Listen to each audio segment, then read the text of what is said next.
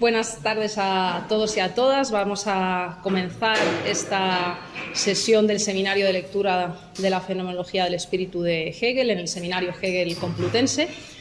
En la sesión anterior, y con el apartado de la eticidad, habíamos tomado ya pie en el reino del espíritu. Y, en cierto modo, por eso parece como que el libro había comenzado ya de verdad, ¿no? Ya estábamos en el espíritu, habíamos atravesado en esos capítulos previos ese camino de desventuras y vuelcos de la conciencia y desengaños y tropiezos que constituían ese penoso camino de la experiencia, y finalmente parece que llegábamos a lo que Hegel acaba seleccionando como título del libro, ¿verdad?, que es el despliegue o la fenomenología del espíritu. Habíamos atravesado en esa primera parte del capítulo 6, en la sesión anterior, la eticidad con la polis griega y esas categorías de ley humana, ley divina, culpa, delito, destino, para acabar en el derecho abstracto romano. Y lo que hoy vamos a enfrentar en este apartado B del capítulo 6 es algo que Hegel se refiere varias veces a ello como un tumulto, como un torbellino, y es el espíritu extrañado de sí o la cultura. Para eso contamos como nuestro guía de hoy con Valerio Rocco, que estamos encantados de tenerlo. Supongo que le conocéis, seguramente sobra la presentación, pero voy a dar un par de datos sobre su trayectoria. Actualmente, desde 2019, si no me equivoco, es director del Círculo de Bellas Artes de Madrid, y él es también profesor de Historia de la Filosofía Moderna en la Universidad Autónoma de Madrid, donde fue también vicedecano de investigación.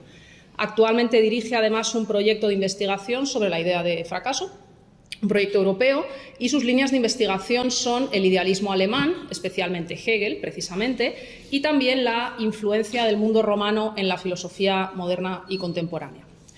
Ha publicado una monografía que se titula La vieja Roma en el joven Hegel, y es editor o coeditor de varios volúmenes colectivos sobre temas de filosofía de la historia, de filosofía moderna y contemporánea y filosofía política. Y recientemente también con el Círculo de Bellas Artes se publicó sobre Hegel en concreto. Bueno, hicieron ese volumen también sobre la fenomenología del espíritu, que es la Odisea del espíritu, hace unos años, y más recientemente se ha publicado también sobre Hegel y Hölderlin, una amistad estelar. Entonces, sin más, Valerio, darte las gracias por sacar hueco, que sabemos que tienes una agenda muy apretada. Bienvenido y la palabra es tuya. Bueno, muchas gracias, Clara. Gracias a todos vosotros.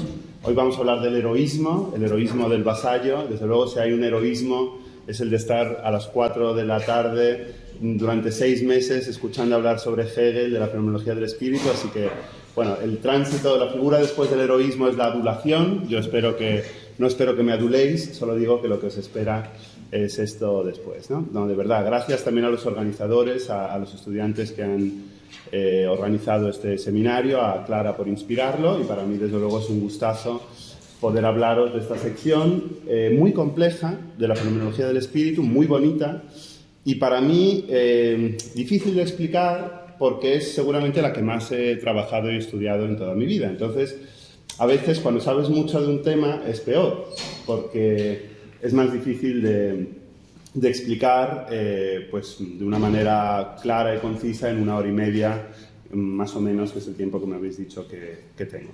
Pero lo haré lo mejor que pueda, y desde luego ante cualquier duda, pregunta, comentario, aunque luego habrá un espacio para preguntas y para la discusión, pues paradme y no os cortéis. Voy a referirme muy brevemente a una serie de consideraciones preliminares.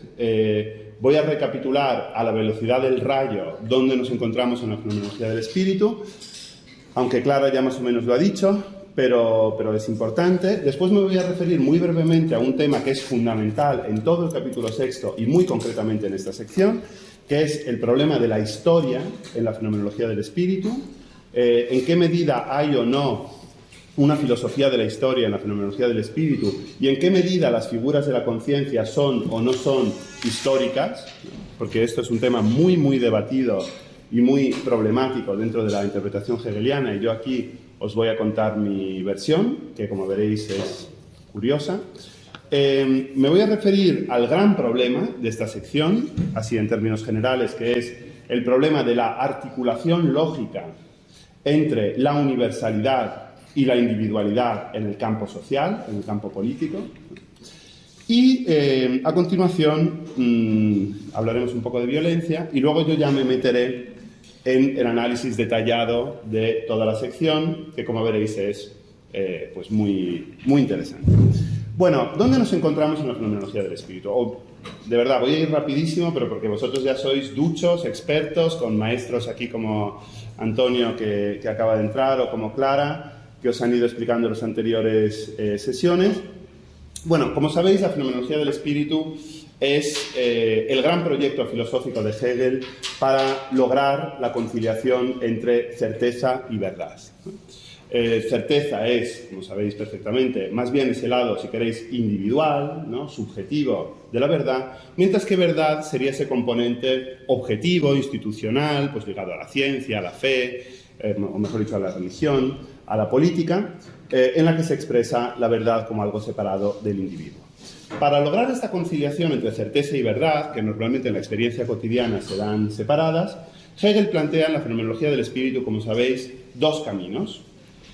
Un camino, que es el llamado camino ascendente, y que equivale, se suele decir que equivale al subtítulo de la obra, la ciencia de la experiencia de la conciencia, y que más o menos, como lo denominó el gran Valls-Plana en su obra Del yo al nosotros, supone, pues eso, un ascenso del yo al nosotros, se lo ha llamado a veces un itinerarium mentis in deum, una especie de ascensión de la mente hacia Dios o hacia ese punto de vista de la verdad con V mayúscula. De tal forma que ese camino ascendente parte de la mínima verdad y máxima certeza, en los capítulos de la conciencia, primero se llama certeza sensible, hasta esa máxima verdad y mínima certeza, es decir, donde el componente subjetivo casi parece disolverse, casi parece evaporarse, que terminaría en el capítulo sexto, al final del capítulo sexto.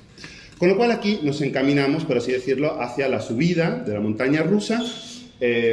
Como las buenas montañas rusas va subiendo poco a poco, ¿no?, porque le lleva 6 capítulos subir, y como las buenas montañas rusas también, baja muy rápido, porque como sabéis el camino descendente, el camino llamado propiamente de la fenomenología del espíritu, o sea, esa progresiva manifestación del espíritu a través de diferentes formas religiosas, se consuma tan solo en el breve capítulo séptimo, el de la religión, para después dar lugar, en el capítulo octavo, el del saber absoluto, a ese cruce quiasmático entre el camino ascendente y el camino descendente, en el que se consumaría ese reino lógico, ¿no?, que de algún modo ha transitado por todas las experiencias de la conciencia y que sirve como pórtico para la ciencia de la lógica. Bien, esto es el súper resumen de la fenomenología y por lo tanto aquí nos encontramos en ese pasaje, podríamos decir, del yo al nosotros. Y concretamente, como sabéis, el capítulo sexto es el capítulo en el que hace aparición, con su N mayúscula, el nosotros, porque ya no se trata de figuras individuales, ya no se trata de figuras ligadas a un ser humano concreto, a una forma individual de la conciencia, sino que, como dice Hegel al principio del capítulo sexto, aquí nos encontramos ante figuras de un mundo, ¿no? Gestalten einer Welt. Ya no tenemos figuras individuales, sino figuras de un mundo. Son mundos los que van sucediéndose a lo largo de las páginas del capítulo sexto.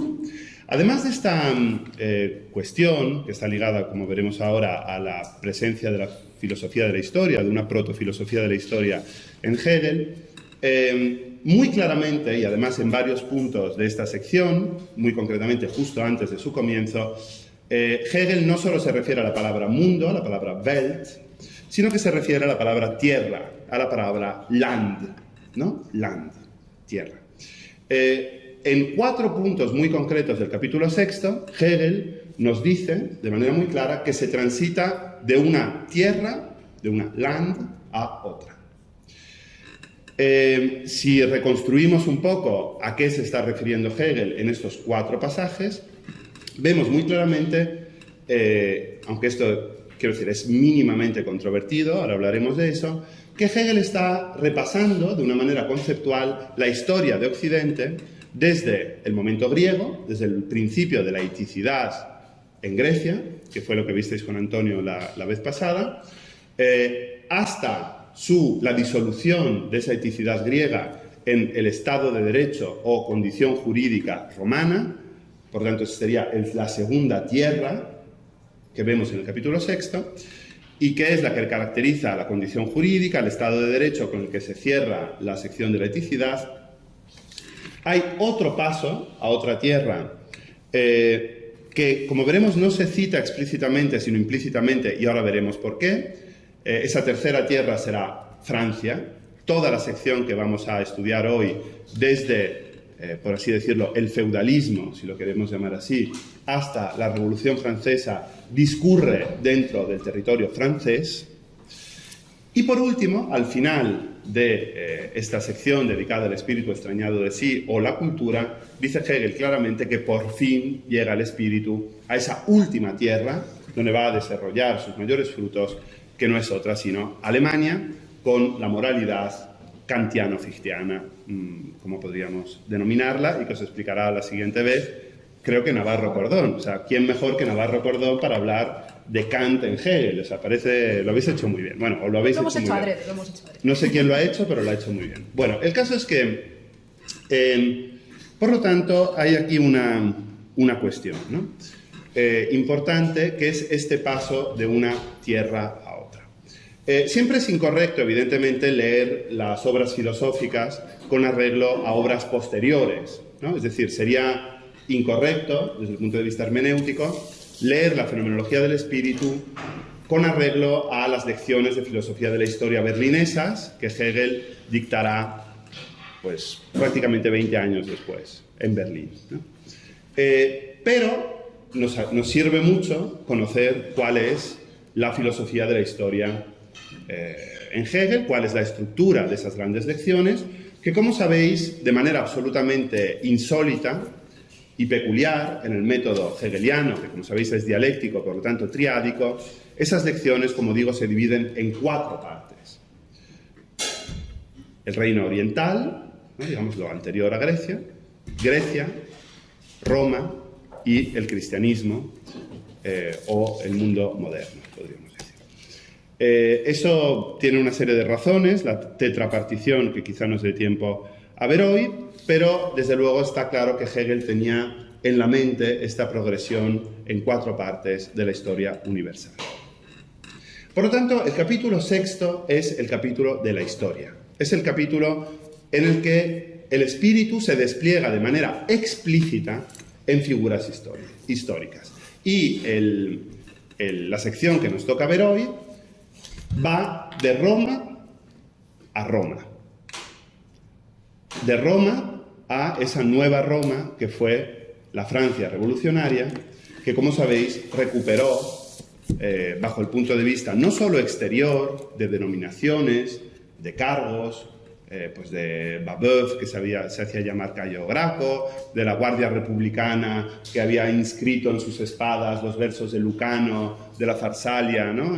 Las espadas se hicieron para que el hombre fuera libre. Es decir, el cambio de nombre de las ciudades, de Montfort le Marie a Montfort le Brutus, el famoso bonnet revolutionnaire, ¿no? El gorro frigio que de repente todo el mundo llevaba sin saber bien por qué. No solo, como digo, desde el punto de vista exterior, esa vuelta de Roma, ¿no? Esa primera vuelta de Roma, luego Marx hablará de la segunda, como sabéis, en el 18 Brumario de Napoleón Bonaparte, ¿no? De esa segunda vuelta de Roma como farsa en la restauración de Napoleón III. Como digo, esa vuelta de Roma, Hegel la interpreta no de manera meramente exterior, sino, como veremos, profunda.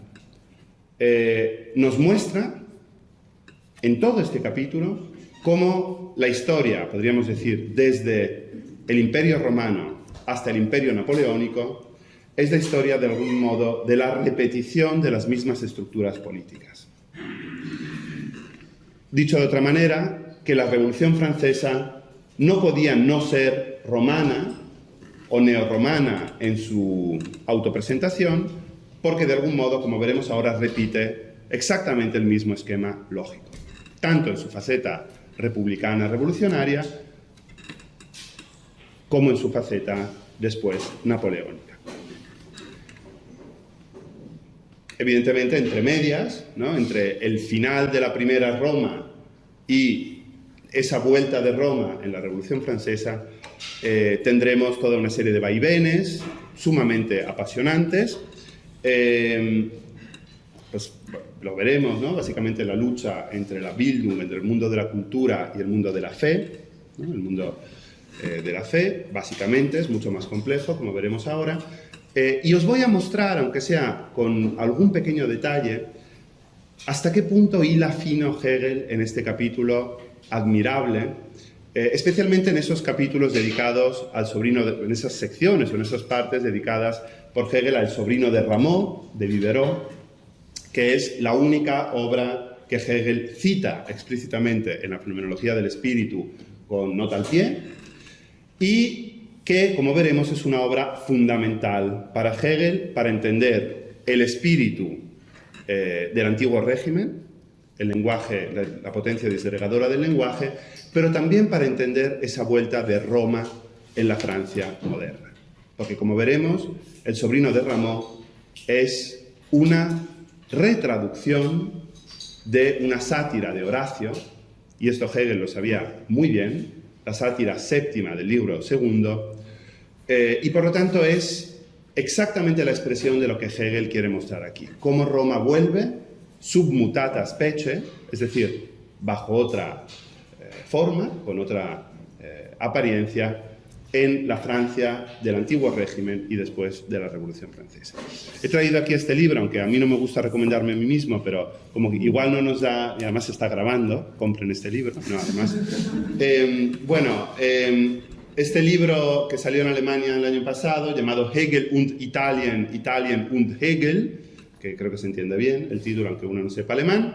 Hay aquí un capítulo mío en inglés, que se llama justamente Roma abscondita, Roma escondida, y es una referencia justamente a la presencia escondida de autores latinos, fundamentalmente Cicerón, Terencio y Horacio, en esta sección de la Bildung, de la Fenomenología del Espíritu, en esta sección que nos toca comentar hoy. Bien.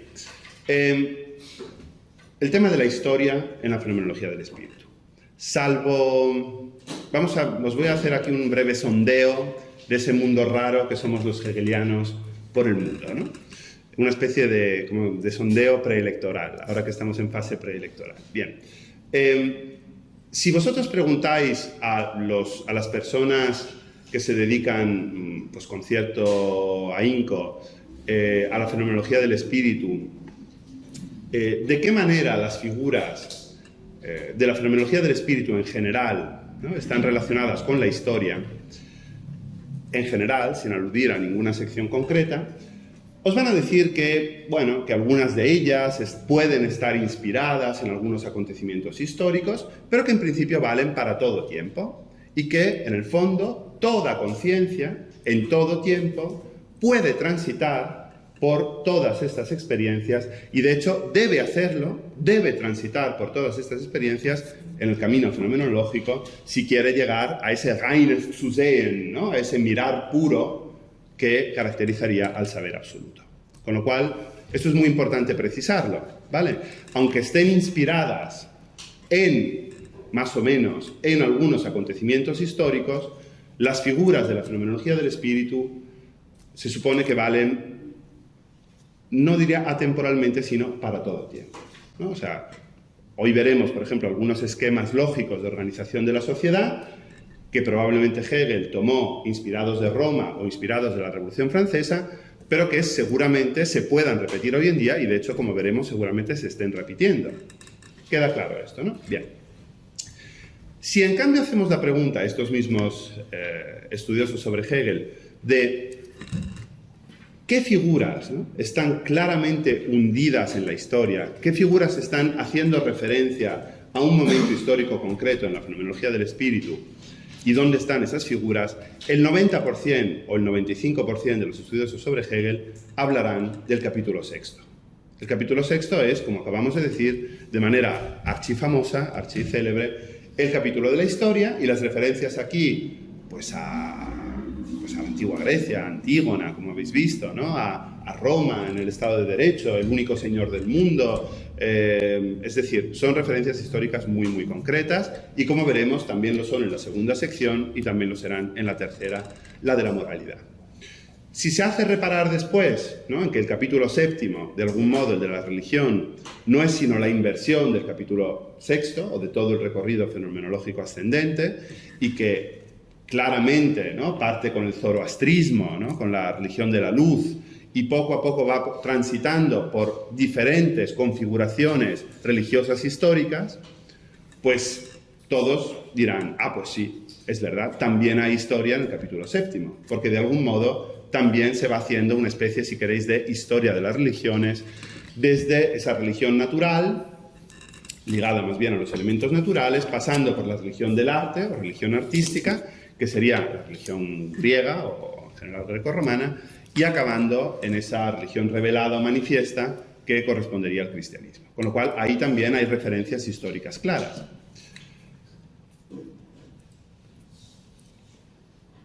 Si en cambio preguntamos por todo el bloque de la conciencia, capítulos 1, 2 y 3, la grandísima mayoría, por no decir la abrumadora mayoría de los intérpretes de Hegel, dirán que allí no hay referencias históricas, ¿no? Puede haber, de algún modo, algún guiño, alguna posición filosófica, ¿no?, sobre todo en el tercer capítulo, alguna inspiración, ¿no?, pues yo que sea, al newtonianismo, al kantismo, pero de algún modo los primeros 3 capítulos, que son puramente epistemológicos, puramente gnoseológicos, están libres de historicidad, ¿no? No contienen ninguna referencia a ningún elemento histórico. Entonces, ¿por qué os estoy contando esto? Porque el gran problema, y ahora veréis por qué es relevante para la sección que nos ocupa, el gran problema y el gran debate para los estudios sobre Hegel está en el estatuto de historicidad del capítulo 4, del capítulo de la autoconciencia. Ese capítulo, que como sabéis, porque sois todos ya unos expertos hegelianos, empieza, como sabéis, por esa Begierde, ¿no?, esa especie de apetencia de la conciencia que se enseñorea del mundo, que después lucha por el reconocimiento, ¿no?, con otra conciencia cuando se la encuentra, que después da lugar a la lógica de la sumisión entre amo y esclavo y a la inversión de esa dialéctica, ¿no?, la famosa dialéctica amo-esclavo, y después da lugar a las figuras del estoicismo, el escepticismo y la conciencia desventurada o infeliz. Bien. ¿Son históricas estas figuras, sí o no? ¿Está pensando Hegel en algún momento histórico concreto a la hora de describirlas y de plasmarlas conceptualmente? ¿Sí o no? Bueno, este es un temazo y no me voy a meter en él porque no me toca hoy, pero sí os voy a explicar que este es uno de los grandes puntos de división de la interpretación actual sobre la fenomenología del espíritu. Hay algunas personas, como por ejemplo, yo que sé, Stekeler-Weithofer, el nombre no es importante, que opina que en el capítulo 4, por no hay ni intersubjetividad, o sea que realmente no hay una conciencia frente a otra, no hay un amo por ahí y un esclavo por allá, sino que son potencias internas a una misma conciencia. Esto es una postura muy extrema, muy minoritaria. Y hay otros que pensamos, que el capítulo 4 también tiene un estatuto de historicidad muy claro, en un marco que yo he denominado intrahistoria o historia implícita, y que se va haciendo explícita fundamentalmente en el capítulo 6. O sea, el capítulo 6, el capítulo en el que estamos ahora, el capítulo del espíritu, va revelando poco a poco esa historicidad implícita de las figuras del capítulo 4. Esto es muy importante porque, bueno, no solo porque sí, sino porque, claro, las figuras que allí se encuentran son quizás las más célebres de la fenomenología, ¿no? La dialéctica amo-esclavo, la conciencia desventurada, el estoicismo, el escepticismo. Y bueno, lo que es innegable, y quiero hacer esta pequeña premisa porque es un tema que iremos viendo a lo largo de la interpretación del capítulo, es innegable que en algunas de estas figuras Hegel suelta alguna coletilla, como quien no quiere la cosa, que sitúa o va situando esas figuras en un contexto histórico o en un contexto intrahistórico. Al hablar del estoicismo, nos habla de que en esa época, literalmente, se puede ser libre tanto sobre el trono como en cadenas, que es una referencia que, según muchísimos intérpretes, es a Marco Aurelio y a Epicteto, al mismo tiempo emperador y esclavo o liberto, que son ambos estoicos, ¿no? Y en esa misma sección se refiere, a la del estoicismo, a la época en la que triunfa el estoicismo como una época de universal temor y servidumbre. Furcht und Knechtschaft. Furcht es el miedo que siente el esclavo ante el amo y en virtud del cual se somete a él. Universal, miedo, terror, y servidumbre, que es la actitud del siervo. Nos dice, por lo tanto, que el estoicismo triunfa en esta época de universal temor y servidumbre, que, como veremos, no es otra sino la de la condición jurídica, la del Estado de Derecho, en el capítulo 6, pero también la de la Revolución Francesa al final de este capítulo. Cuando habla del escepticismo, dice, no había ningún criterium, como se decía en esa época. Y utiliza este extrañísimo término latino, porque está el griego criterion, ¿no?, que es claramente en el que se utiliza, y utiliza ahí un latinismo, ¿no? Bueno, ¿por qué os estoy contando esto? Porque, como veremos, Hegel, una de las cosas que hace en el capítulo 6 es revelar como una especie de radiografía que se hunde en un capítulo anterior del libro, que amo-esclavo, estoicismo, escepticismo y, en gran medida, conciencia desventurada, en realidad están inspirados en la antigua Roma. Y que son figuras sacadas fundamentalmente del mundo romano.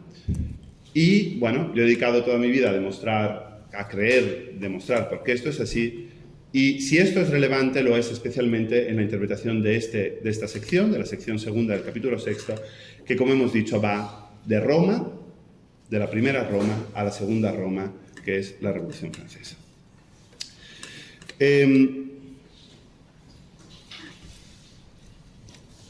Voy a referirme muy brevemente al problema general que encontramos en esta sección, ¿no?, que es el problema de la articulación, de la conciliación entre la individualidad y la universalidad en el plano político. Esto ya lo habéis visto con Antonio el otro día, ¿no?, pero es muy importante recordarlo. Voy a hacer primero un pequeño símil biográfico, no autobiográfico, sino biográfico, más que nada porque es un símil que de manera un poco distinta Hegel utiliza en las lecciones de filosofía de la historia y que nos viene perfectamente para entender todo este capítulo, el capítulo 6.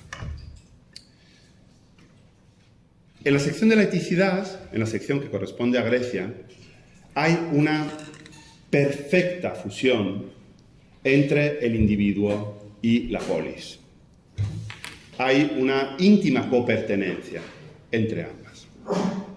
El ciudadano, aquí hay que ser muy estricto en la terminología, que todavía no es sujeto. Esto es muy curioso, todavía para Hegel no hay subjetividad en Grecia. Bueno, muchos expertos del mundo griego estarían de acuerdo con esto. ¿Pero por qué no hay subjetividad? Porque hay una inmediata conexión entre el individuo y la polis. De la polis el individuo extrae toda su esencia, ¿no?, que Hegel llama esencia. Podríamos decir todo el valor.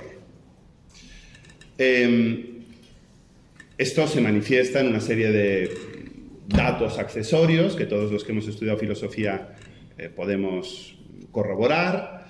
Por ejemplo, que nos sabemos todos como coletillas, como si fueran apellidos, la procedencia de los filósofos griegos, ¿no? Pues si os digo, Tales, de Mileto, decidlo. Parménides, Heráclito, bien. Cicerón, Ya no lo sabéis. Yo qué sé, Descartes. Bueno, esto es una prueba de lo que os quiero decir, ¿no? De algún modo, el individuo extrae todo su valor de la polis a la que pertenece. La mayor pena para un griego, eso lo sabemos de las tragedias, no es la pena de muerte, es el ostracismo, ¿no? Sócrates, cuando se le ofrece huir de su condena y de su pena, etcétera, etcétera, dice, ¿pero dónde voy a ir? Si yo fuera de la polis no soy nada, ¿no? Con lo cual existe, y aquí viene la metáfora biográfica, un cordón umbilical que une a la madre, a la polis, ¿no? A la madre, y a ese individuo que extrae de ella toda su nutrición en términos de reconocimiento, podríamos decir, en términos de valor. Esta es la etapa a la que Hegel se refiere en su filosofía de la historia como la infancia de la humanidad, ¿no? Es una imagen, pues, de Grecia, evidentemente deudora del neoclasicismo más clásico, perdón por la redundancia, pues una época de armonía, de belleza, de moderación, de ningún exceso, al menos en un primer momento. Es la bella y feliz infancia de la humanidad, en la que, sin embargo, empieza a haber tumultos. He utilizado antes la palabra clara, que es la palabra clave de toda esta sección, tumultos adolescentes o preadolescentes. Yo, que tengo una niña de 4 años y medio, sostengo que esta preadolescencia empieza ya a los 4 años y medio. Sí. En fin, esto es tarea de otra clase, ¿no? Pero bueno, es decir, ahora dicho en serio, empieza a haber también en el mundo griego, como visteis en el caso de Antonio, en la lección anterior, empieza a haber rupturas, fracturas, desequilibrios dentro de esta aparente armonía y de esta aparente unidad. El conflicto fundamental que se expresa aquí es un protoconflicto entre lo que se llama, pues, podríamos llamar, ¿no?, la ley universal, la ley de la política, la ley humana, perdón, sí, la ley humana, ¿no?, la ley de Creonte, y por otro lado, esa ley del subsuelo, esa ley femenina, esa ley, ¿no?, de la familia, de lo sagrado, de lo telúrico, que es fundamentalmente la ley de la particularidad o de los derechos del individuo, que es la que defiende Antígona. Abro aquí un pequeño inciso. Este es un tema para Hegel muy interesante y yo siempre he sostenido que Hegel se equivocó. Bueno, perdón por la arrogancia, ¿no? Pero Hegel se equivocó a la hora de, no de pensar, eso sería una gran prepotencia por mi parte, sino de escribir lo que quería decir. ¿Por qué? Porque justamente en los mismos años, 1804, 1805, Hegel está escribiendo lo que se suele llamar como la filosofía real, ¿no?, unos cursos de filosofía del espíritu en Viena, y ahí escoge para explicar esta ruptura que se va consumando en el marco griego, otro mito, ¿no?, o otra tragedia que es toda la cuestión de Eurípides y las Euménides, ¿no?, las Euménides de Eurípides, y cómo allí hay propiamente unas furias, ¿no?, como sabéis, que persiguen a Orestes acusado de haber matado a su madre Clitemnestra, y cómo Apolo interviene en salvación de Orestes, etc. Y allí, ¿no?, entre la ley de las sombras, la ley telúrica y la ley divina, la ley olímpica, que si leéis esos pasajes anticipa muy claramente, en mi opinión, la intuición nietzschana de la presencia de lo dionisíaco y de lo apolíneo en Grecia. Muchas otras cosas de Nietzsche, ¿no?, están ya presentes en Hegel. Bien, como digo, esa descripción a mí me parece incluso más poderosa que la de Antígona, aunque la de Antígona es excelente también y magnífica, y además se ha hecho muy famosa y hoy en día está en pleno auge por las interpretaciones feministas y antifeministas de esos pasajes, que daría para otro ciclo de conferencias realmente apasionante. Bueno, como os digo, aquí empieza a haber una pequeña disgregación, ¿no?, una disgregación en el marco del mundo ético que se maximiza y que se vuelve absolutamente desgarrada en el momento de la negatividad absoluta, en ese momento que Hegel denomina el de la ruptura del corazón del mundo, que es el momento del Estado de Derecho o de la condición jurídica romana, donde el individuo y el polo de lo universal, ¿no? Podríamos decir el polo del poder, de la esencia, de lo que vale, se encuentran absolutamente disgregados, absolutamente divididos. Voy a hacer aquí un dibujo, un esquema, más bien. El esquema lógico que Hegel presenta al hablar del Estado de Derecho o de la condición jurídica con la que se cierra la eticidad es exactamente este. Cada individuo es reducido a un mero punto. Se habla aquí todo el rato de puntualidad, que es un neologismo rarísimo que Hegel se saca de la chistera, puntualidad, es decir, una continuidad, dice Hegel, discreta de puntos, donde lo que eran antes ciudadanos en la antigua Grecia se han convertido en meras personas, ¿no? Meras personas que se relacionan unas con otras a través del derecho abstracto o del derecho privado.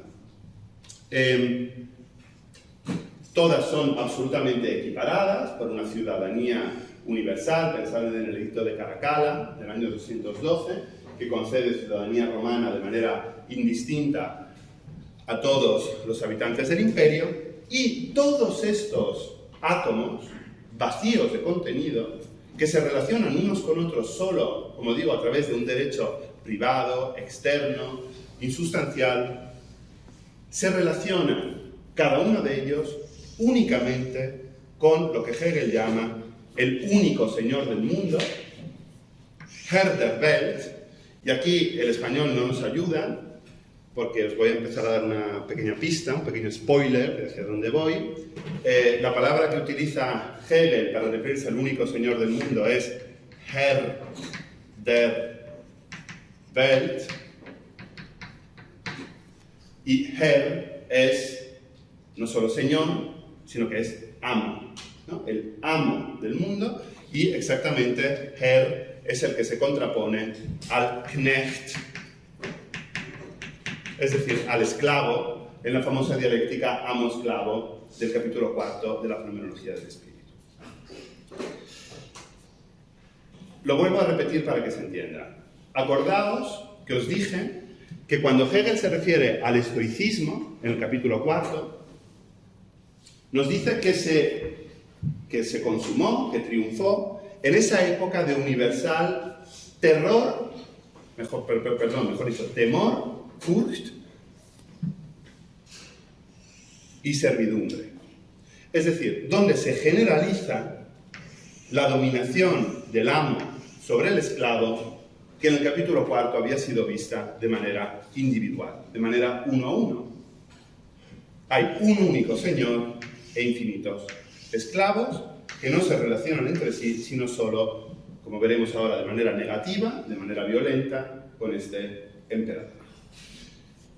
El Herr der Welt. Bueno, ya sabéis, porque lo visteis en la sección anterior, que este único señor del mundo es el que atesora, el que contiene toda la esencia, todo el contenido. Es lo único que vale, ¿no? No olvidemos la deificación de los emperadores en la antigua Roma, que pasan a ser Dominus et Deus, Señor y Dios, y esto tiene todo el sentido, dado que, como digo, cada uno de estos átomos no vale absolutamente nada y todo lo que vale es el emperador. Un emperador que, pues como no tiene nada fuera de sí, básicamente, tiene como único comportamiento posible la abstracción violenta, el comportamiento negativo, el frenesí, el tumulto, Hegel utiliza estas palabras sin parar, es decir, un comportamiento destructivo, violento, abstracto, negador hacia sus súbditos. Esto por el lado del lado de la universalidad, ¿no? Del Señor del mundo. ¿Qué pasa con estos individuos? ¿Qué pasa con estos átomos desprovistos de toda libertad política? Desprovistos de toda posibilidad de participación en la esfera pública, al contrario de lo que ocurría en la antigua Grecia. Que solo tienen una manera para ejercer su libertad, y es replegarse en el interior de su conciencia. Es buscar una libertad meramente interior, que es justamente la libertad del estoicismo. Ya no pueden ser libres en el foro, en el ágora, en la esfera pública, tienen que ser libres en, pues eso, meramente en su actitud hacia la realidad. Como sabéis, primero el estoicismo, con esta libertad, niega todo valor al contenido externo, y después el escepticismo niega toda existencia al contenido externo o a la realidad externa. Bien, entonces, aquí es donde empieza nuestra sección. Empieza mal, como veremos acabará peor, ¿no? Empieza malamente, porque como vemos, el individuo, que Hegel llama aquí autoconciencia, porque como hemos visto se ha abierto el polo de la conciencia, se ha abierto, dice Hegel literalmente, la esfera de la conciencia, porque el individuo ha tenido que buscar dentro de sí esa libertad que ya no puede buscar en la esfera exterior. Como digo, este individuo, este sujeto, esta autoconciencia, se encuentra absolutamente separada del lugar de todo valor y donde mora toda la esencia. ¿Qué tiene que hacer, por lo tanto, la sección que tenemos que comentar hoy? La sección de la Bildung, la sección del espíritu extrañado de sí. Tiene que poco a poco reconquistar el lugar de la universalidad, el lugar, si queremos, pues de lo significativo políticamente, el lugar de la esencia. Tiene que digerir esta enorme separación y entender que en el fondo todo este campo político, eso es un poco lo más difícil de entender, vamos a ir entendiendo a lo largo de la sección, todo este campo político es fruto de su propio trabajo. Es decir, esta situación que se le presenta como durísima y donde el poder, lo universal, lo que vale, se le presenta como absolutamente ajeno, extraño, en el fondo es su propio producto, es su propia creación. Y ahora esto es que es lo más difícil, esto que os acabo de decir es lo más difícil de entender, os lo voy a explicar de nuevo con otra metáfora biográfica. Fijaos, hago un pequeño inciso, lo de la metáfora biográfica no es ninguna chorrada. Si atendemos al título o al subtítulo de esta sección, que es Bildung, ¿no? Hay dos razones por las que esta sección se llama Bildung, que quiere decir cultura, también se lo suele traducir a veces como formación cultural. Una es muy sencilla, es porque esta Bildung es la negatividad, es la negación de ese mundo griego que Hegel considera natural, considera inmediato, es decir, la unidad del individuo con la polis es en cierto modo, como hemos visto, natural, es un líquido amniótico donde todavía no se ha producido ninguna mediación, ninguna negatividad. Por tanto, esta es la primera razón por la que este capítulo se llama así, cultura, porque esa cultura nace como una negación de la naturaleza.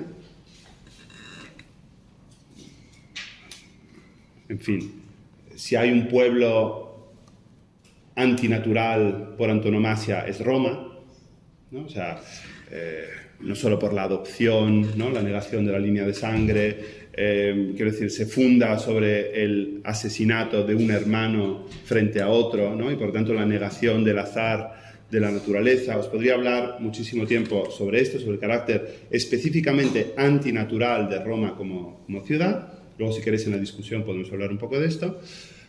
Pero básicamente se llama en primer lugar Bildung, cultura, por esa negación del carácter todavía natural griego.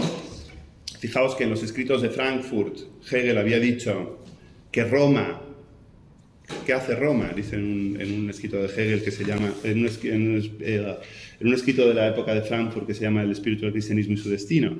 Dice, va al bello bosquecillo sagrado, al locus amenus griego, y lo tala para hacer de esa madera naves y armas de guerra. Lo cual, como veremos, es muy importante porque esa dimensión de la utilidad está de nuevo en el corazón de este capítulo. Es antinatural y por eso es la Bildung. Pero hay otra razón por la que también se llama Bildung, y es porque yo creo que es en esta sección, paradójicamente, en la que se hace más explícita esta característica de la fenomenología como un Bildungsroman, como una novela de formación, ¿no? Sabéis que muchos han interpretado la fenomenología del espíritu como un Bildungsroman, ¿no? Al estilo del Werther, al estilo, pues yo qué sé, del Fausto I. Bueno, el Fausto I no es exactamente una novela de formación, pero bueno, todos me entendéis, ¿no? Wilhelm Meister, etc. Es decir, la progresiva subida, afirmación del sujeto contra toda una serie de obstáculos, negatividades, para llegar a ese descubrimiento de la verdad, ese autoconocimiento de sí mismo. Bueno, paradójicamente, en un capítulo como este, que se refiere a figuras de un mundo y no a figuras individuales, es donde ese componente de formación es muy acusado. Y ahora os voy a explicar por qué. Grecia es la infancia del mundo. Hasta aquí está claro. Roma, preadolescencia. 4 años y medio. Empieza según mis experimentos en mi propia casa. Pero pensad en la experiencia de la adolescencia. Todos vosotros la tenéis, muchos de vosotros la tenéis muy cercana. ¿Qué es la adolescencia sino ese momento en el que de repente nos damos cuenta de que estamos en un mundo que no hemos elegido? Se rompe la naturalidad de la infancia. Los padres, que eran objeto de admiración desmedida, son ahora objeto de vergüenza, a veces, objeto de rebeldía, ¿no? Sus ideas políticas, sus gustos musicales, su manera de vestir, no solo la de ellos, sino la que ellos nos han pretendido inculcar durante la infancia, nos subleva, ¿no? No hemos elegido la familia en la que hemos nacido.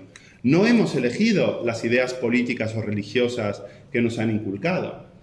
Y eso provoca la negatividad de la adolescencia con una infinita separación entre esa universalidad a la que antes estábamos ligados con un cordón umbilical y ese individuo que se abre al mundo, ¿no? Que empieza su camino individual por el mundo, que empieza a ser un sujeto autónomamente disgregado de su familia.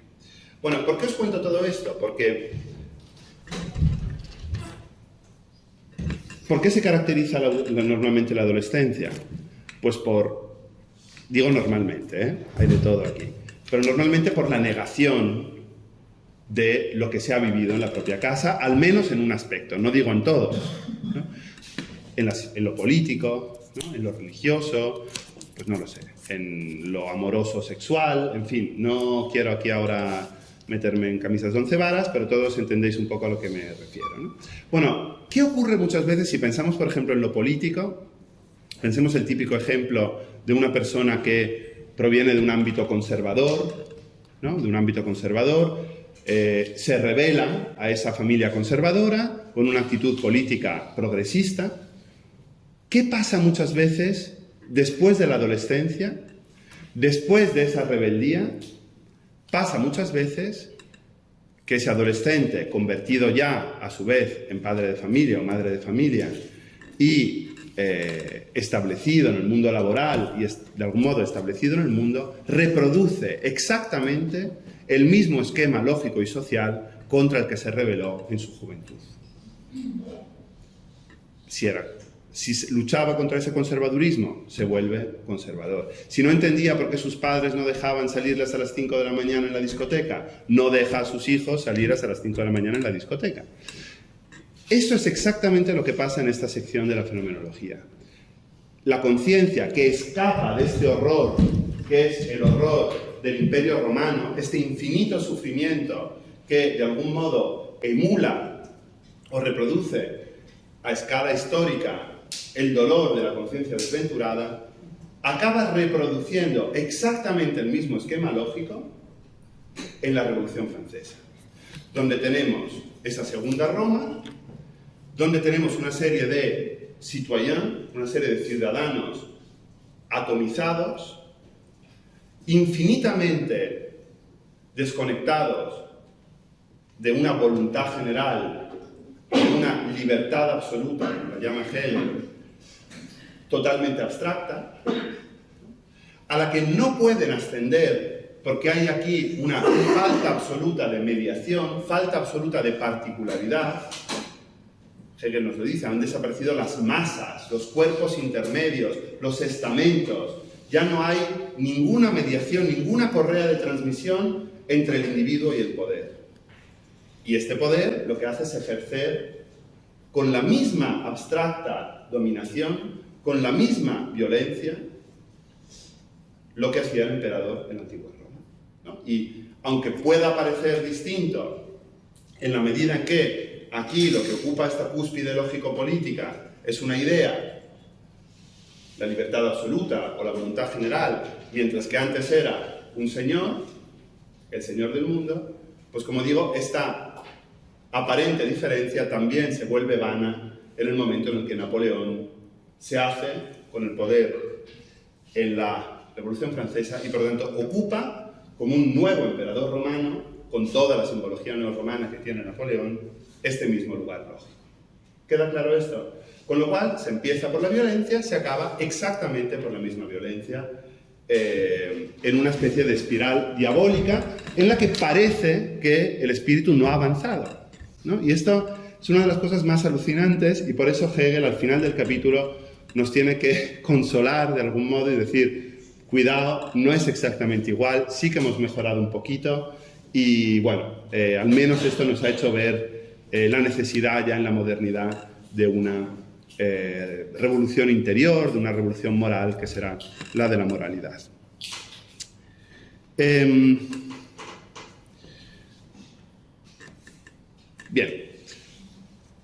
Dicho esto, que era un poco la cuestión introductoria, vamos a ver, si queréis, el desarrollo concreto del capítulo, ¿no? El desarrollo concreto del capítulo con referencia a algunos pasajes concretos para que podamos leerlos, ¿no?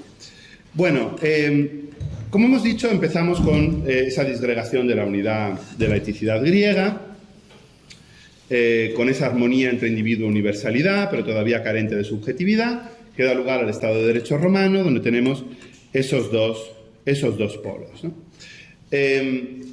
Si vamos, por ejemplo, a la página 581,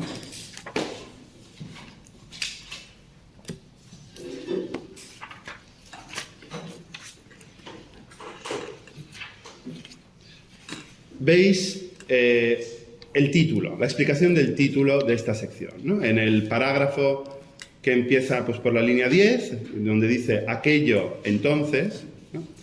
Veis que aquí, en esta explicación que se está haciendo del capítulo, dice Hegel, aquello entonces por lo que el individuo tiene validez y efectividad es la formación por la cultura. Su verdadera naturaleza originaria y su substancia es el espíritu del extrañamiento respecto al ser natural. ¿Qué nos dice Hegel aquí? Que con respecto a esa condición natural griega de íntima armonía entre el individuo y la universalidad, aquí, en cambio, hay una escisión que debe ser reconquistada a través de la formación cultural. Vamos a ver, si vamos un poquito antes, a la página 573, esta idea, justo antes, ¿no?, de que empiece el capítulo de la cultura, esta idea de algún modo, huida ¿no? Huida en el interior. O sea, esa imposibilidad de libertad política en el mundo romano da lugar a un repliegue interior que es el del estoicismo, o como veremos después, el de la fe. En el parágrafo que empieza con «así está hecho», que está sobre mitad de la página, si lo leemos juntos, dice «así está hecho el lado en el que la autoconciencia es efectivamente real en cuanto a esencia absoluta», ¿no? Está describiendo ese lado del emperador, para entendernos, el lado del único señor del mundo, ¿no? Nos ha explicado que es así, lo que le pasa en su interior, este tumulto destructor.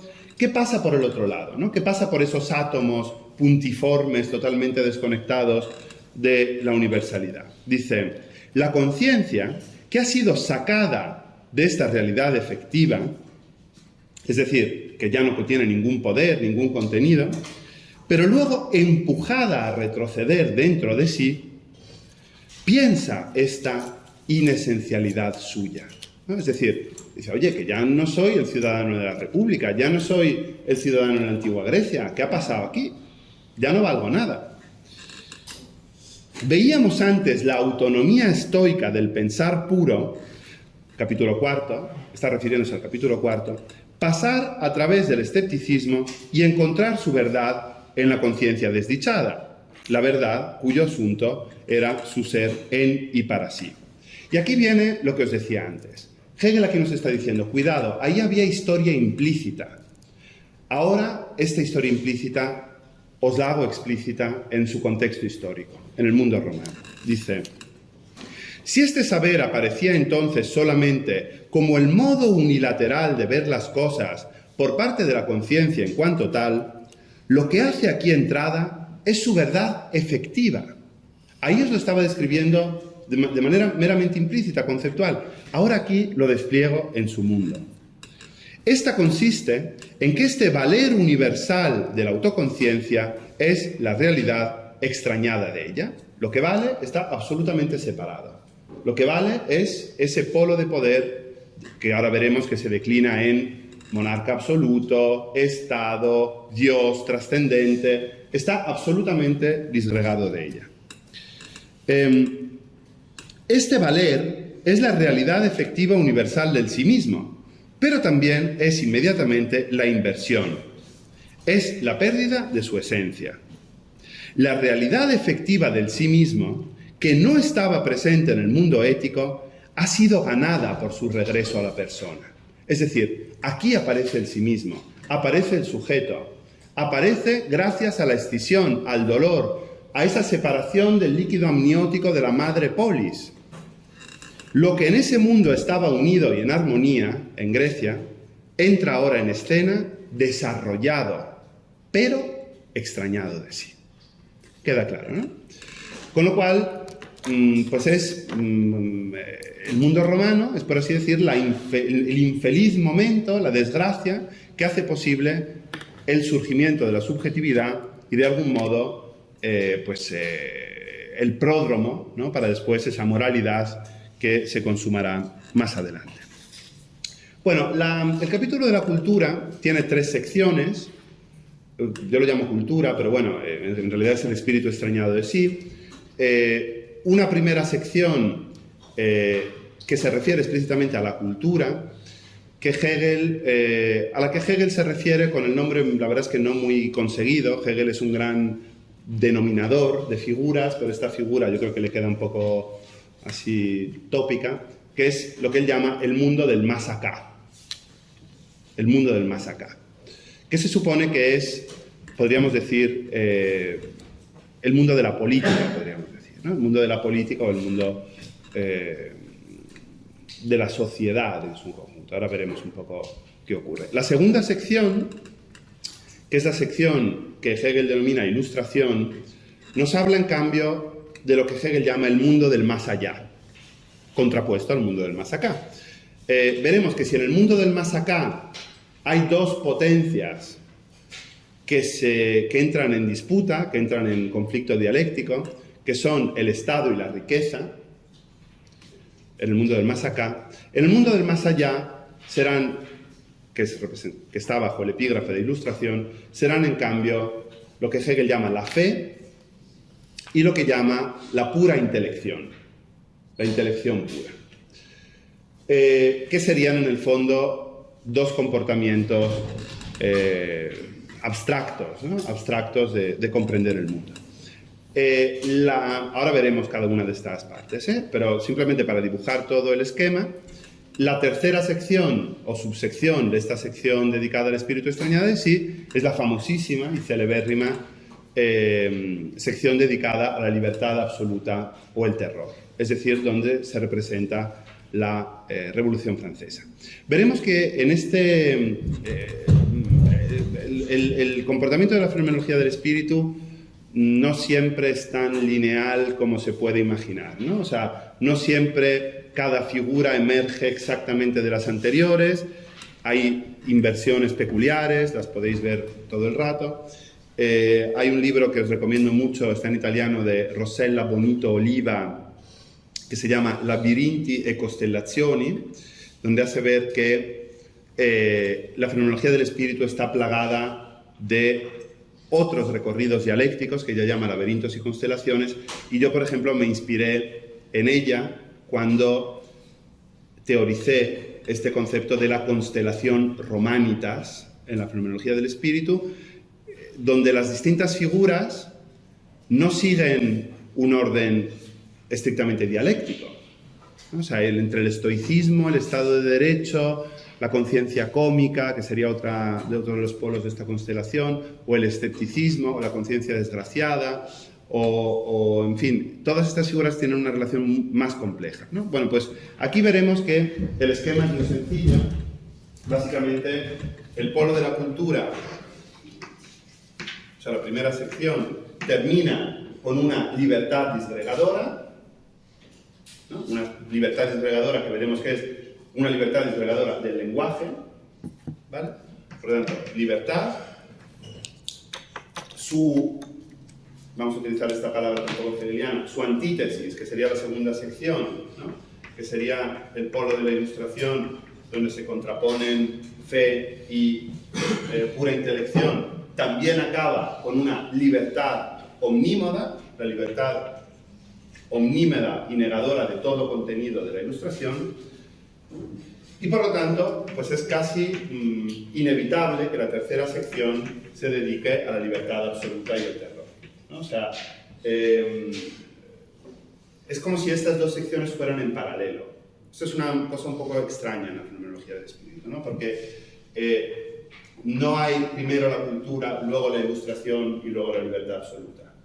De algún modo, la cultura y la ilustración van a la par y el resultado de ambas es el mismo producto, ¿no? La libertad absoluta. Bueno, fijaos, esta conciencia adolescente, ¿no? Que intenta transformar este terrible contenido universal, político y espiritual que se le opone, ¿no? Que se le impone como absolutamente ajeno, ¿cómo puede hacerlo? ¿No? Pues lo hace a lo largo de toda la sección de manera muy insuficiente. ¿Por qué? Porque, bueno, la enseñanza de todo el capítulo es que constantemente a esta conciencia le faltan elementos mediadores. Falta el elemento de la mediación. Falta el elemento de la particularidad. ¿Por qué? Fijaos, estamos aquí al principio, ¿no? Roma, básicamente. La conciencia dice, ¡ay, este contenido universal, infinito, extrañamente alejado, se me impone y es lo absolutamente extraño a mí? Que es un poco lo que decía de manera implícita la conciencia desventurada, ¿no? Bueno, pues vamos a ver a lo largo de todo el capítulo que tiene dos comportamientos, dos mecanismos. O bien, ella, la conciencia individual, se subsume abstractamente bajo este universal, es decir, ella se pega, se apega, se abandona absolutamente al universal, que es lo que vale, y esto es lo que ocurrirá, por ejemplo, en el heroísmo del vasallo, que se entrega absolutamente al monarca absoluto, o es lo que pasa, por ejemplo, con la fe, que se entrega absolutamente a ese contenido absoluto que es Dios y del cual ella es menesterosa. Queda claro, ¿no? Este primer mecanismo es elevarse ella, de algún modo, abstractamente al polo de la universalidad. Pero hay otro mecanismo que está operando a lo largo de todo el capítulo, que es el inverso, ¿no? Para intentar lograr esta conciliación, y es rebajar abstractamente lo universal al nivel, podríamos decir, de la conciencia, ¿no? Rebajarlo abstractamente al terreno de lo fáctico, de lo mundano, ¿no? Es lo que pasa, por ejemplo, con la riqueza, ¿no? Es decir, cuando lo absoluto es identificado con la riqueza, o cuando el instrumento prioritario de la conciencia es la pura intelección, o sea, esa disgregación ilustrada de todo trasmundo. ¿Vale? ¿Se entiende esto, no? O sea que, ¿por qué falla la conciencia aquí, no? Decía Clara que yo me ocupo mucho últimamente del fracaso. La cronología del espíritu, hasta llegar al saber absoluto, es una continua explicación de por qué la conciencia fracasa en su intento unilateral de lograr la conciliación de certeza y verdad. Pues en este caso, o bien, como hemos dicho, porque se subsume abstractamente inmediatamente bajo eso universal al que se concede todo el valor, o bien porque se lleva ese absoluto, ese universal al pie de los caballos, al pie de lo mundano, de lo cósico, de lo fáctico, y por tanto se rebaja excesivamente. ¿Se entiende esto, no? Y ahora vamos a ver esos dos mecanismos en cada uno de los polos. Como hemos dicho, si empezamos un poco por el mundo del más acá, como lo llama Hegel, es decir, la primera sección, la sección pues podríamos decir, del mundo social o del mundo político, aquí la conciencia lo que está buscando es distinguir lo duradero de lo pasajero. Lo duradero de lo pasajero. Y atribuye, de manera muy simplista, a lo duradero la característica de ser bueno y a lo pasajero la característica de ser malo. Estas son las palabras de Hegel. La primera contraposición que encontramos es la contraposición entre la riqueza y el Estado. El Estado es visto como lo duradero, lo valioso, ¿no? La patria a la que hay que consagrarse, mientras que la riqueza, pensamos que Hegel aquí está hablando más o menos, como veremos ahora, del mundo feudal, ¿no? Más o menos del mundo del vasallaje, por lo que nos dice a continuación. La riqueza, en cambio, es lo pasajero, ¿no? En este valle de lágrimas, pues la riqueza no nos debería importar y es básicamente lo malo, lo egoísta. Bueno, este punto de vista tan simplón, y por eso tampoco me voy a detener aquí a leer pasajes, porque realmente esta es la parte más floja del capítulo. Parece que estoy criticando mucho a Hegel, pero lo hago desde el cariño, porque, bueno, hay partes como muy elevadas desde el punto de vista conceptual y otras que no tanto, ¿no? Bueno, aquí se da la típica inversión en la fenomenología, donde la inversión, digamos, de lo objetivo, del punto de vista objetivo al punto de vista subjetivo. La conciencia de repente se da cuenta de que ni la riqueza es mala en sí, ni el Estado es bueno en sí, porque además se han dado una serie de inversiones según las cuales la riqueza, esto es un pasaje bastante complejo, ¿no? La riqueza se ha mostrado de cara al individuo como lo que le permite perdurar a través de las generaciones, a través de la herencia, a través de lo que deja a los hijos, de algún modo. Pero básicamente dice, bueno, no hay tanto bueno o malo, no hay tanto duradero y pasajero, sino que lo que hay es puntos de vista. O sea, la bondad y maldad no está en las cosas, sino está, de algún modo, en las gafas, según se miren. Y aquí Hegel distingue esta es una de las contraposiciones, siempre dentro del mundo del más acá, más famosas del capítulo, entre lo que él llama la conciencia noble y la conciencia vil. ¿No? Hay muchas traducciones de estos términos, pero básicamente son la conciencia noble y la conciencia vil. La conciencia noble es la representación fenomenológica del pelota, ¿vale? El pelota, o sea, hay una conciencia noble en cualquier ámbito social, es decir, el que reconoce el valor de lo universal.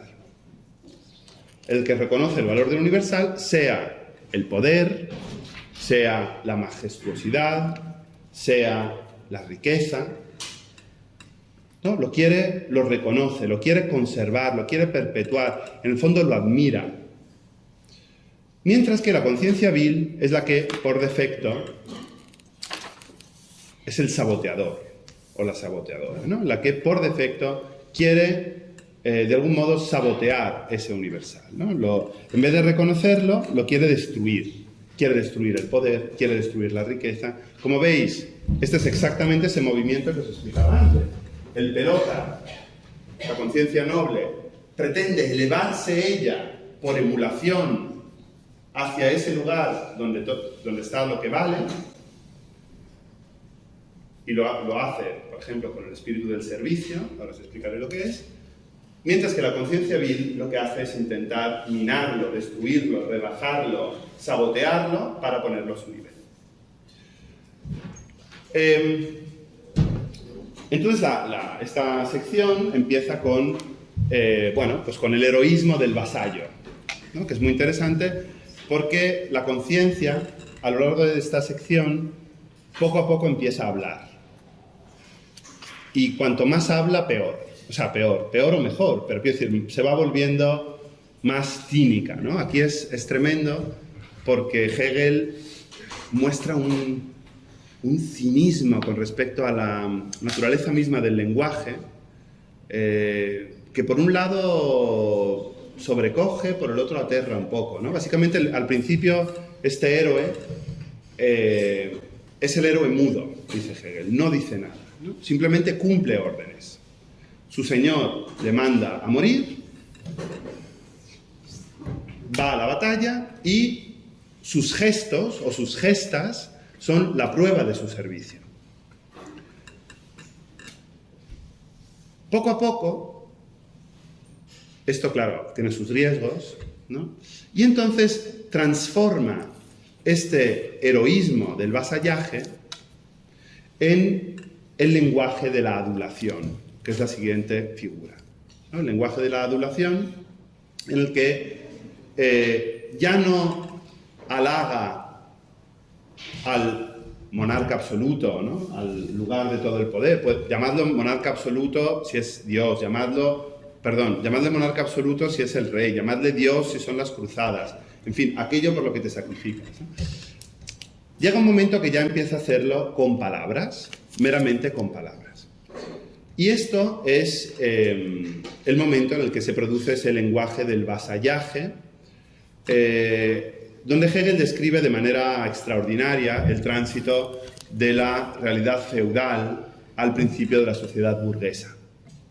¿Por qué? Porque de repente el monarca absoluto se da cuenta de que él solo puede mantener su poder si obtiene el reconocimiento en forma de adulación por parte de los nobles feudales que están por debajo de él.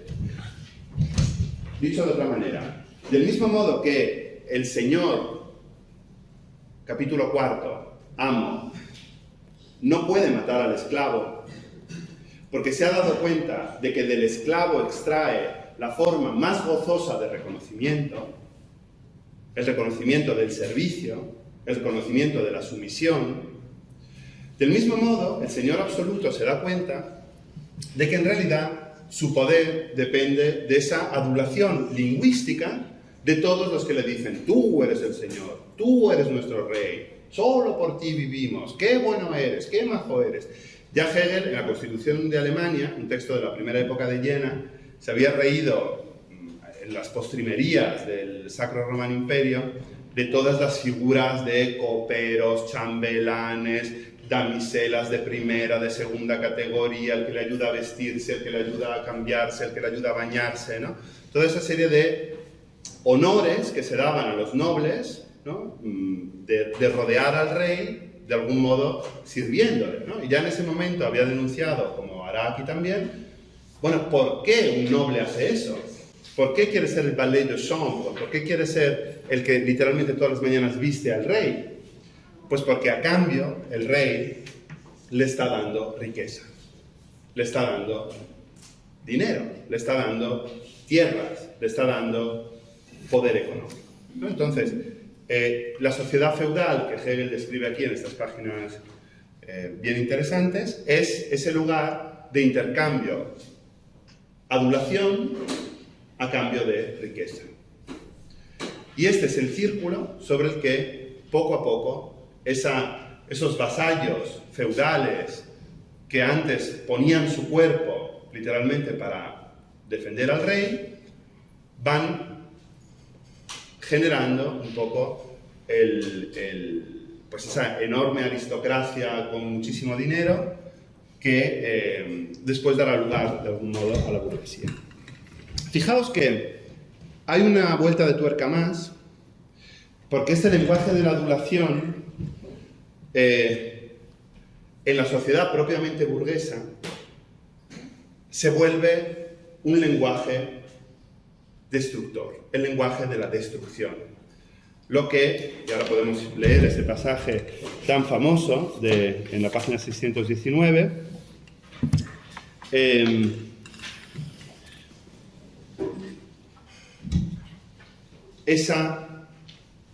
lo que Hegel llama la carcajada de burla sobre la realidad, o la carcajada de burla sobre lo existente, que es el cortesano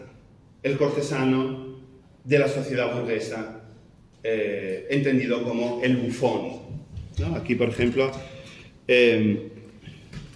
bueno, antes de explicaros esto, os tengo que explicar un segundo a qué figuras se está refiriendo aquí Hegel para inspirarse.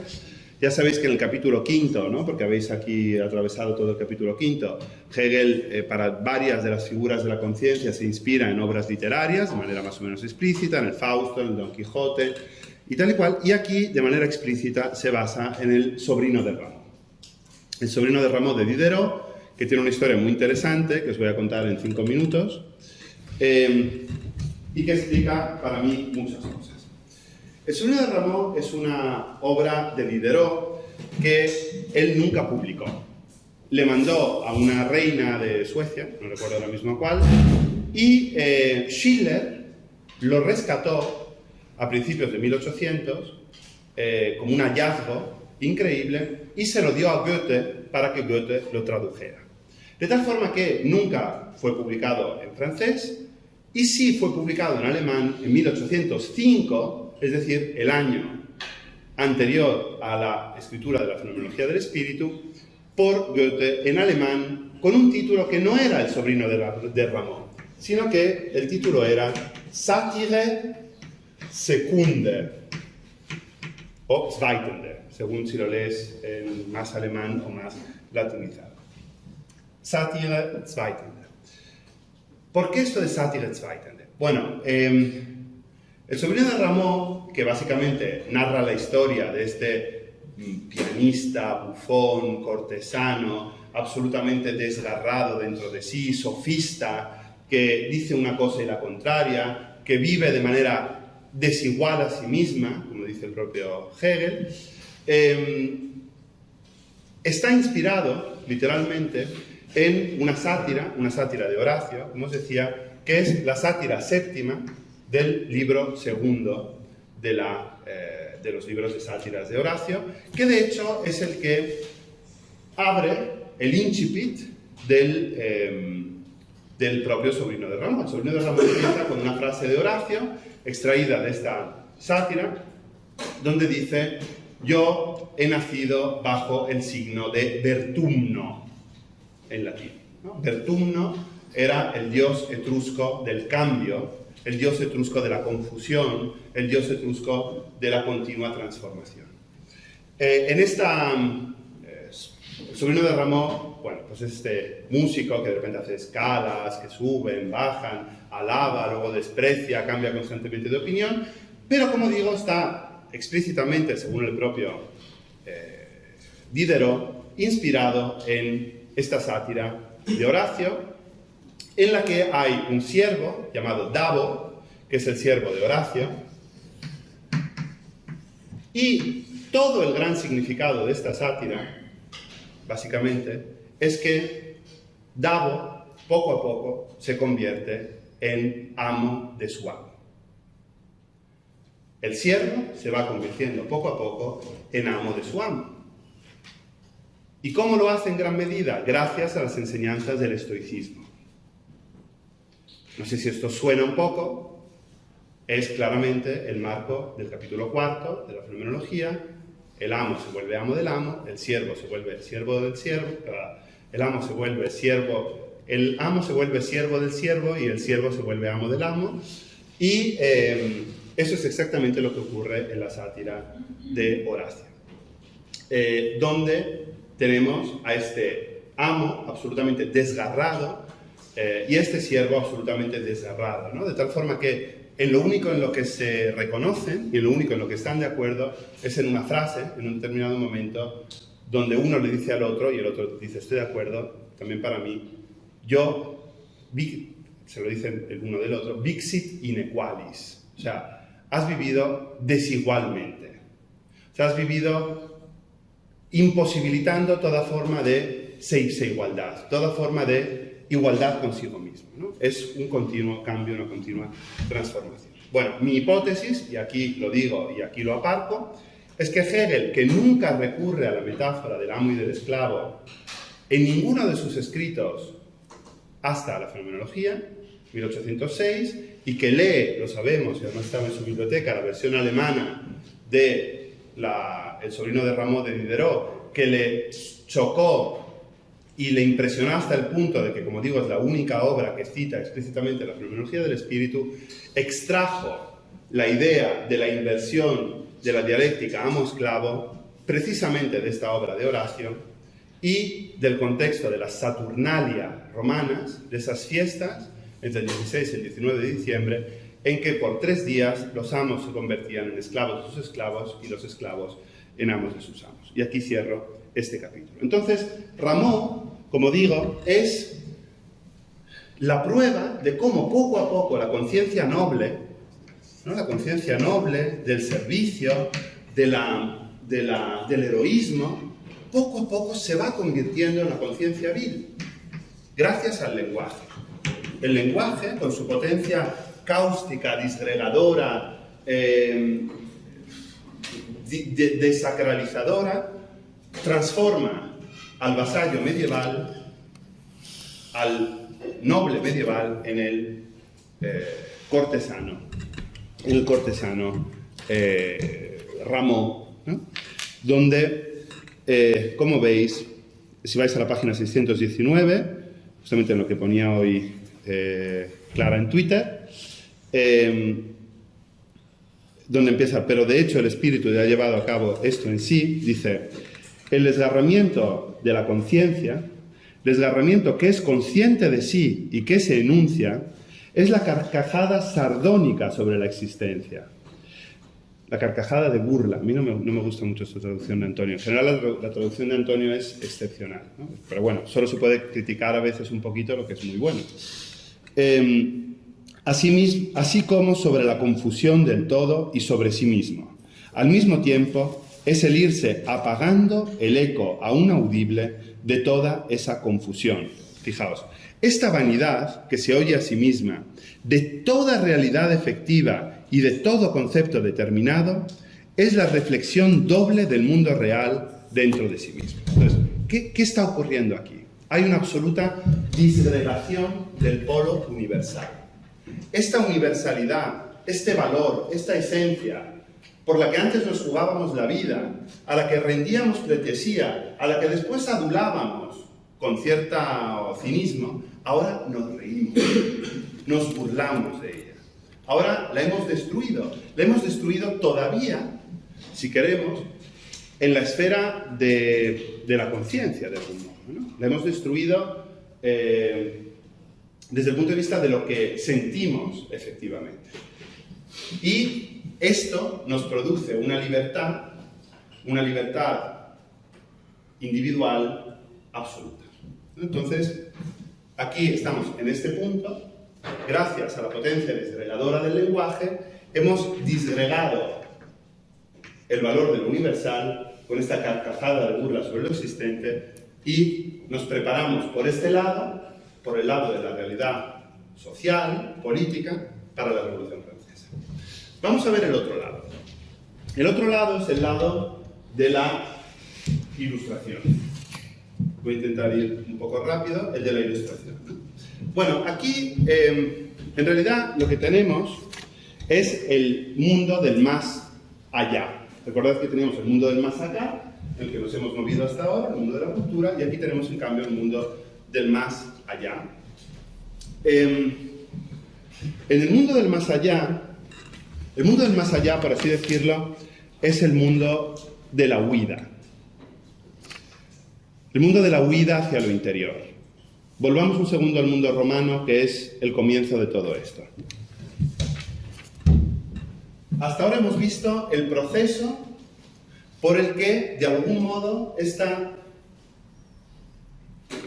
conciencia individual, absolutamente separada de lo universal y atemorizada por él y violentada por él, acaba disolviéndolo con la carcajada de burla del lenguaje. Pero no olvidemos que estos átomos, en su interior, estaban replegados a la búsqueda de una libertad interna, por ejemplo, gracias al estoicismo. ¿Vale? Esta libertad, entonces, vamos a ver, por ejemplo, si queréis, en la página 579,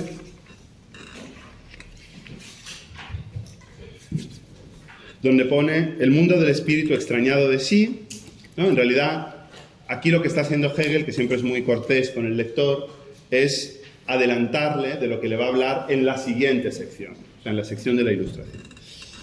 Entonces dice, el mundo de este espíritu se descompone en un mundo doble, lo veis donde estoy, ¿no? Ahí donde pone, se descompone en un mundo doble, el primero es el mundo de la realidad efectiva o del extrañamiento mismo del espíritu, que es el que hemos visto hasta ahora, ¿vale? El de la cultura, mientras que el otro es el que, elevándose por encima del primero, se edifica en el éter de la conciencia pura, ¿no? Es decir, en la esfera de la conciencia.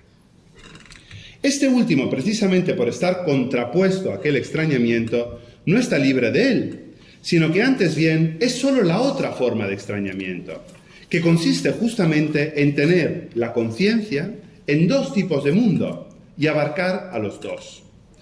Lo que aquí se está examinando entonces no es la autoconciencia de la esencia absoluta, tal y como es para sí, ni tampoco la religión, sino la fe, en la medida, aquí hay un error, en que es la huida del mundo realmente efectivo y no es, por tanto, en y para sí. Entonces es la huida de esa realidad efectiva, de esa política que se ha vuelto imposible, en la que se ha vuelto imposible la libertad por las condiciones políticas. Por eso esta huida del reino del presente es en ella misma inmediatamente una huida doble. Hay dos tipos de huida. La conciencia pura es el elemento al que el espíritu se eleva, pero no es solo el elemento de la fe, sino en la misma medida del concepto. De ahí que ambos hagan entrada conjuntamente y a la vez, y aquella solo entra en consideración en oposición a este. ¿Qué quiere decir esto? Que desde el primer momento, frente a esta condición de explotación, de violencia, etcétera, etcétera, hay dos movimientos. Uno es el de la fe, búsqueda de lo sagrado, de lo divino, y otra es la de la filosofía, podríamos decir, la de la pura intelección, que opera otro tipo de abstracción, pero que sin embargo, como veremos, se revelará exactamente la misma forma de abstracción. ¿Por qué? Porque en el fondo estos dos movimientos, el de la fe y el de la filosofía, se volverán, por un lado, complementarios. La fe hace esto, por no ser todo el rato la fe hace esto, y la pura intelección hace esto, ¿no? O sea, la fe se subsume a sí misma, se eleva a sí misma a la búsqueda de un contenido supremo, de un contenido divino, mientras que la pura intelección, es decir, la filosofía crítica en todas sus formas, pensemos, pues yo qué sé, desde Protágoras hasta Hume, así me ha quedado un poco amplio, pero ya me entendéis, ¿no? Desde Protágoras hasta Hume, es la disolución de la religión, es la disolución de esta universalidad, ¿no? Y por lo tanto, este es el movimiento de algún modo contrapuesto. Aquí lo que Hegel presenta son diferentes momentos de esta lucha entre fe e ilustración. Hay que tener en cuenta que la fe a la que aquí se está refiriendo Hegel es una fe que ya es la fe de la Reforma, de algún modo. Hay aquí muchas referencias implícitas, por ejemplo, al pietismo y a diferentes formas de protestantismo. O sea, es una fe que brota del interior y que no tiene ningún tipo de mediación con respecto a la universalidad, porque si no, no sería este esquema. Si aquí hubiera curas, sacerdotes, papas, no estaríamos en este estadio. Aquí estamos en el estadio del libre examen luterano, de la pretensión de una inmediata elevación de uno mismo hacia la divinidad, y por otro lado esta filosofía crítica, ¿no? Corrosiva, disgregadora, pues, bueno, pues puede ser pues, la de un materialismo, ¿no? Aquí se habla de la metrí, ¿no? Por ejemplo, como se podría haber hablado de Spinoza, que aquí no está ni siquiera implícito, pero todos más o menos entendéis a lo que se refiere. Fijaos, por ejemplo, que como fruto de esta interacción, de esta lucha entre fe e ilustración, que constantemente se están enfrentando la una con la otra, lo que se provoca es, entre otras cosas, una progresiva abstracción del polo de la fe. O sea, la fe en sus defensas contra la ilustración se va pasando, como ocurre en la historia de la religión, del teísmo al deísmo. Y aquí Hegel criticará en un par de pasajes, y lo pone en francés, la religión de l'être suprême, ¿no? O sea, esa religión que en su intento por volverse racional, por volverse a la altura de los tiempos, se vuelve un deísmo en el fondo vacío, en el fondo que no dice nada, ¿no? Por ejemplo, si vamos a la página 669,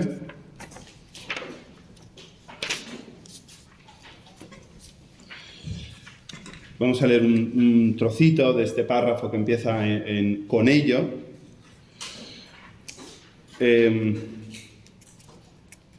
Con ello la fe ha perdido el contenido que colmaba su elemento y se hunde toda ella en un sordo y abotargado vaivén del espíritu dentro de ella misma.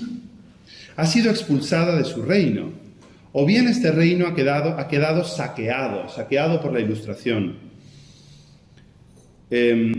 Toda vez que la conciencia despierta, le ha arrebatado toda su diferencia y extensión, ha reivindicado todas sus partes como propiedad de la tierra y se las ha devuelto a ésta. Pero la fe no queda con ello satisfecha, pues por esta iluminación, lo que se ha originado por todas partes son solo esencias singulares, de modo que al espíritu solo le habla una realidad efectiva sin esencia y una finitud que él ha abandonado. O sea, la fe tiene un problemón, porque esta realidad efectiva, esta universalidad que ha construido en el deísmo, ya no le habla, ya es el Dios de los filósofos, ya es un mero constructo intelectual. Pero por el otro lado, aquí está hablando, por ejemplo, está pensando, por ejemplo, en Dolbach, ¿no? El mundo de la finitud, el mundo de la materia, también le ha abandonado, con lo cual se ha quedado como en una especie de estadio intermedio sin mucho sentido, ¿no? Bueno, para ir un poco acelerando e encaminándome hacia el final, como quizás sepáis, al final la dialéctica entre ilustración y fe, o entre pura intelección y fe, se consuma en una categoría o en una figura un poco sorprendente, que es la del utilitarismo, la de la utilidad, ¿no? O sea, al final, toda esta gran lucha en el terreno del más allá entre fe e ilustración, o entre fe y pura intelección, se reconcilia en la figura de la utilidad, de lo útil. Hay también razones en las que no voy a entrar para mostrar cómo esto también es una vuelta de Roma. Acordaos de lo que os decía antes del bosquecillo sagrado, que es talado, y aquí incluso la religión es tildada de utilidad. Hay referencias históricas clarísimas. Hay un famoso, por el lado, si queréis, de la fe, ¿no? Empieza esta idea dentro de la Ilustración de que la fe es útil para la conservación, podríamos decir, del espíritu del pueblo, con Montesquieu, y por eso se crea la idea de una religión racional en la Revolución Francesa, y por ejemplo también Rousseau habla de una religión civil, porque se supone que los lazos sociales que procura la religión, con su religare, son útiles socialmente. Con lo cual, al final, la religión, si conserva un sitio dentro de la sociedad ilustrada, evaporada en cuanto fe racional, pensada en la religión en los límites de la mera razón de Kant, de 1793, es por su utilidad social. Y por el otro lado, por el lado de la reine Einsicht, de la pura intelección, también predomina la utilidad, ¿no? ¿Por qué? Pues porque estamos en un craso utilitarismo donde ya no hay fines trascendentes, porque, como sabéis, el artículo primero de la Declaración de los Derechos del Hombre y del Ciudadano dice, me lo he apuntado aquí, los hombres nacen y permanecen libres en derechos.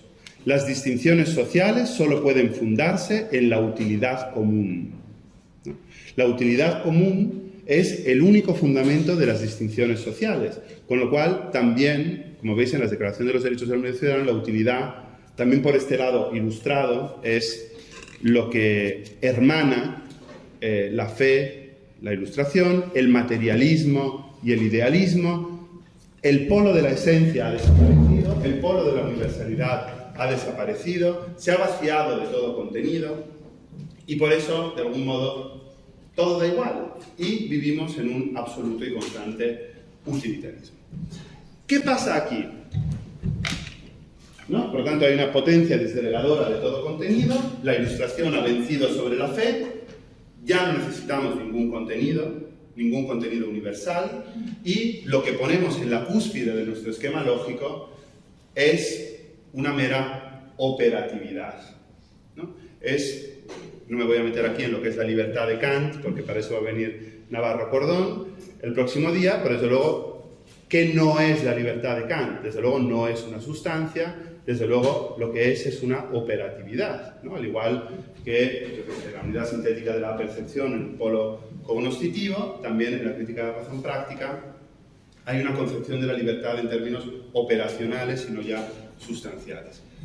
Lo que se pone en la cúspide en la libertad absoluta y del terror es, por lo tanto, un mecanismo, y aquí Hegel utiliza varias veces la palabra mecanismo, mecánico, o también muchas veces negativamente lo no orgánico. Hay aquí ecos de Kant, ¿no? De su comparación de la Revolución Francesa con un molinillo de café. Hay ecos de Novalis, con su comparación de la Revolución Francesa con un molino que se muele a sí mismo. Y en general, la denuncia de la abstracción de un mecanismo lógico que opera exactamente igual que operaba el mundo romano. Hay una puntualidad de ciudadanos, todos abstractamente iguales entre sí, que son vistos con sospecha constantemente por el lugar de toma de decisiones, ¿no? Por el lugar absoluto de toma de decisiones, son vistos con sospecha en cuanto pretenden elevarse al estatus de la particularidad lógica. O sea, en cuanto pretenden subir, ¿no? Distinguirse, de algún modo, hacerse particulares de algún modo, ¿no? Si esto ocurre, Hegel nos lo explica con un pasaje que ahora vamos a leer, son inmediatamente eliminados por un sistema abstracto que les corta la cabeza con la guillotina para preservar esta abstracta separación entre universalidad e individualidad. La voluntad general coincide con la voluntad individual, pero la voluntad general es una mera abstracción, es una mera, una mera quimera, con lo cual lo que tenemos de nuevo son esos puntos disgregados, como os decía antes. Vamos a leer algún texto para terminar. Vamos a la página 687.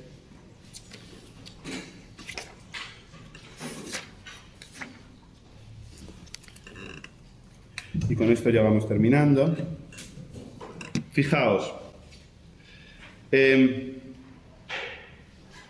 Vamos al párrafo que empieza con «pero la realidad», que está hacia el final de la página. «Pero la realidad efectiva suprema y más contrapuesta a la libertad universal, o mejor, el único objeto que todavía llega a ser para ella, es la libertad y la singularidad de la autoconciencia efectiva misma». Es decir, tenemos la libertad universal, la voluntad general, y en el absoluto otro extremo de esta pirámide lógica, la libertad de la autoconciencia, la libertad individual. Pues aquella universalidad que no se permite llegar a la realidad de la articulación orgánica, es decir, una universalidad incapaz de dar lugar a cuerpos intermedios, a partidos, a sindicatos, a expresiones de la articulación popular, no es orgánica, es meramente mecánica, y que tiene como fin mantenerse en la continuidad indivisa. La continuidad indivisa es un término técnico para Hegel que se refiere a la ausencia de mediación, es decir, es exactamente esta línea, cada una de estas líneas que he dibujado, esa es la continuidad indivisa. Se diferencia a la vez dentro de sí, porque es movimiento o conciencia en general. Y por cierto, en virtud de su propia abstracción, se separa en extremos igualmente abstractos, que son los que os he pintado ahí, ¿no? En la universalidad fría, simple, inflexible, voluntad general. Y en la rigidez dura, discreta y absoluta. Estos son exactamente los mismos términos, y en concreto términos Freudigkeit, con los que Hegel se refiere al mundo romano en la eticidad. En la terca puntualidad de la autoconciencia efectiva, esa puntualidad que os decía, la reducción de los ciudadanos a meros puntos, a mero átomos. Después de que esa universalidad ha terminado de aniquilar la organización real y solo subsiste para sí misma, esta última autoconciencia es su único objeto. O sea, se relaciona directamente con la autoconciencia individual de cada uno. Un objeto que ya no tiene otro contenido, posesión, existencia y extensión exterior, sino que solo es este saber de sí en cuanto a sí mismo singular, absolutamente puro y libre. Ya no vale nada, salvo que se sabe abstractamente libre. Se le ha conferido una libertad política, pero que en realidad le vuelve tan esclavo como era esclavo el ciudadano bajo el Imperio Romano, el súbdito bajo el Imperio Romano. En lo único en lo que puede ser captado es en su existencia abstracta como tal. La relación de ambos, o sea, del polo de la universalidad, voluntad general, y el polo de la individualidad, entonces, dado que son indivisiblemente absolutos para sí y no pueden remitir ninguna parte a un término medio por el que se enlazaran, falta aquí particularidad, estratos intermedios, etcétera, etcétera, es la negación pura, totalmente no mediada, y por cierto, la negación del individuo singular, en cuanto a algo que es en lo universal. Es decir, la individualidad de la autoconciencia es negada, lo único que vale es la voluntad general, y aquí resuenan las famosas frases de Rousseau, ¿no? De cuando alguien vote en contra de la voluntad general se habrá equivocado, aquel que no esté de acuerdo con la voluntad general se le obligará a ser libre, y todas estas lindezas que expresan exactamente lo que Hegel está diciendo aquí. Por eso, la única obra y acto de la libertad universal es la muerte. Y por cierto, una muerte que no envuelve nada interior, ni tiene cumplimiento alguno, pues lo negado es el punto sin colmar ni cumplir del sí mismo absolutamente libre. Es decir, lo único que sabe hacer la voluntad general es guillotinar al individuo.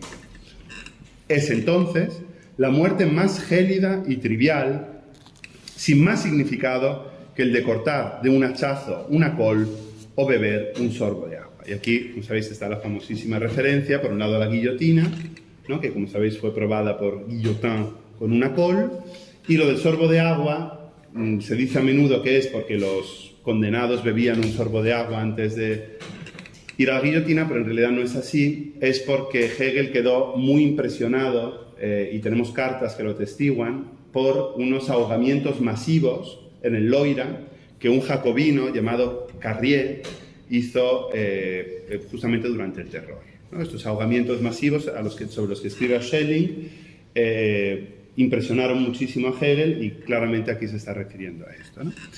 Bueno, y entonces, para terminar, lo que nos dice Hegel es que la mera intención, ¿no?, la mera intención de distinguirse de algún modo de esta voluntad abstracta ya es castigada con la muerte, y nos dice Hegel aquí, se abren dos vías posibles aquí.